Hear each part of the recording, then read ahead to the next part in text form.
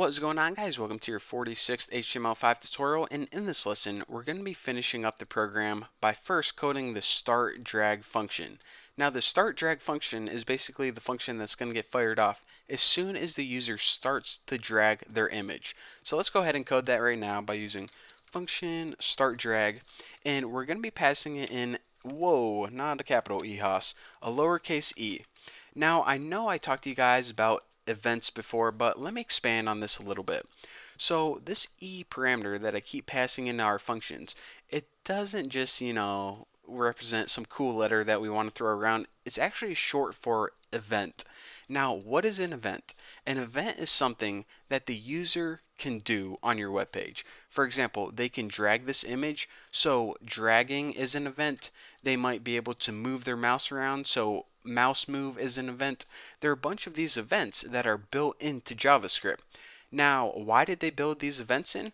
Kind of useless, right? Not exactly. Whenever an event occurs, a user event, your browser is going to store information alongside that event. For example, whenever the user moves their mouse over here, it's going to store the information of the X position and Y position of the mouse. And basically, every event that happens, it stores some little bit of information alongside that event.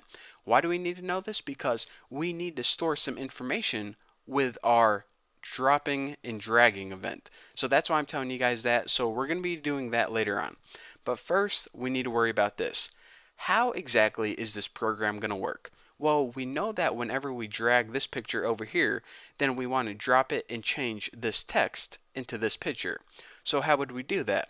Well, if we look in our HTML, in order to get an image to appear, we need this source code right here.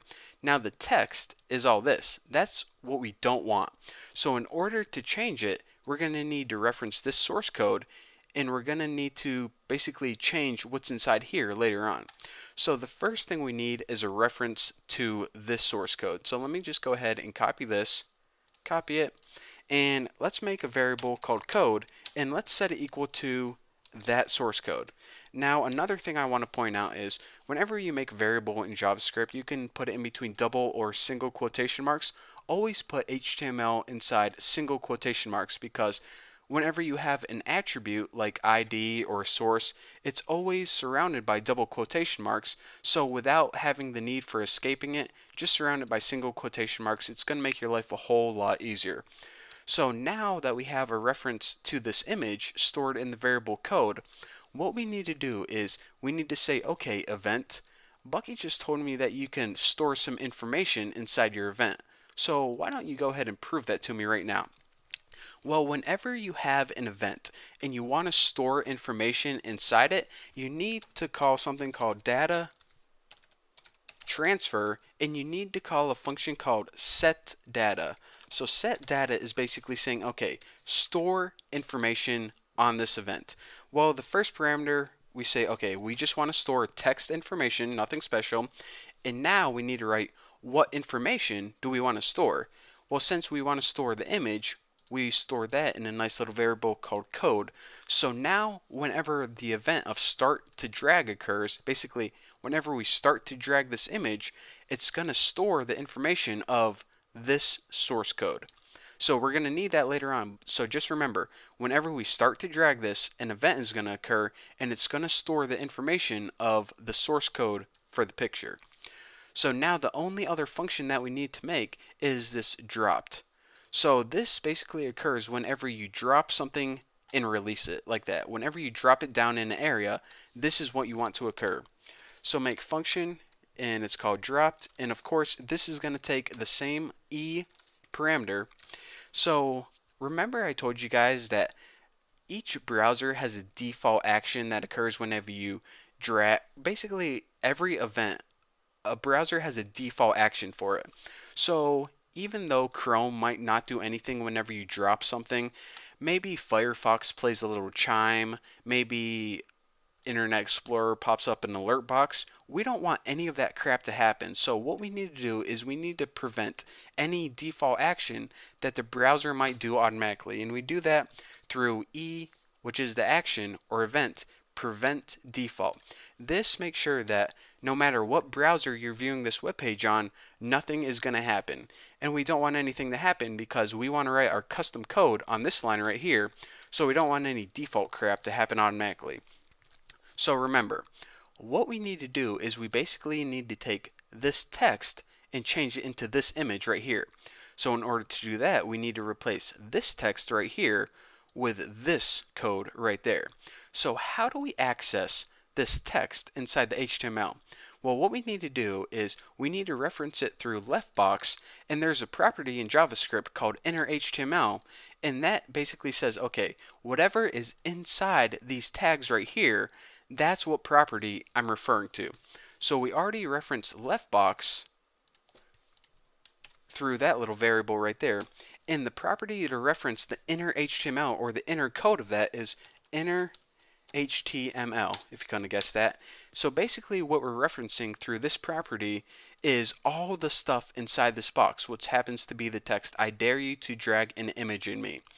Now what we can do in order to change this into the image, we can just go ahead and copy this and paste it down here. But since we stored the information alongside that event, I'm showing you the proper way to do it. What you need to do is you need to actually grab, it looks a lot like this, but instead of setting the information, we already set the information that we want to store that event. So what we need to do is we just need to get it now. So the method for that, in case you couldn't guess, is get data.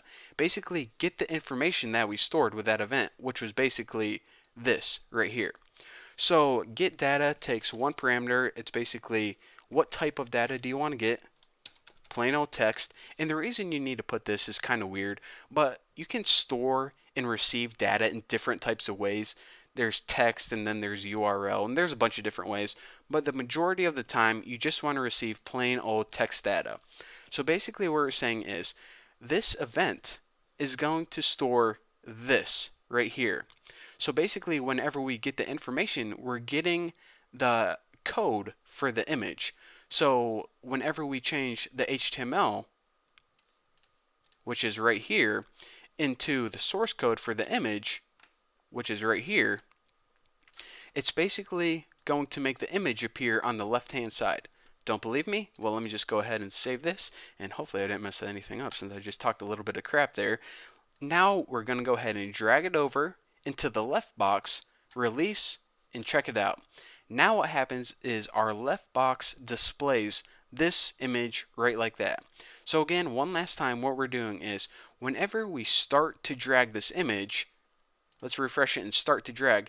As soon as we start to drag it, it's going to store the information of the image path inside that event.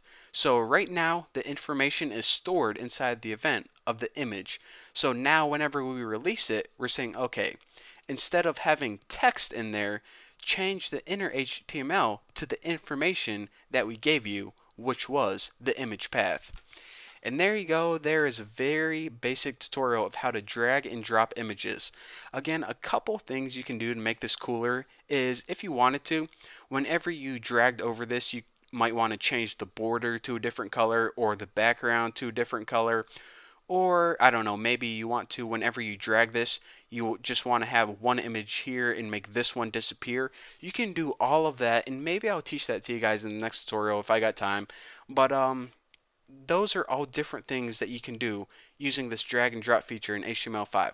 So again, as we can begin to see, websites are going to start turning more from just displaying plain old basic information to make the internet more interactive, giving it the feel of a software desktop application. I'm super excited. I cannot wait for it. So anyways, thank you guys for watching this tutorial. Don't forget to subscribe, and I'll see you guys in the next lesson.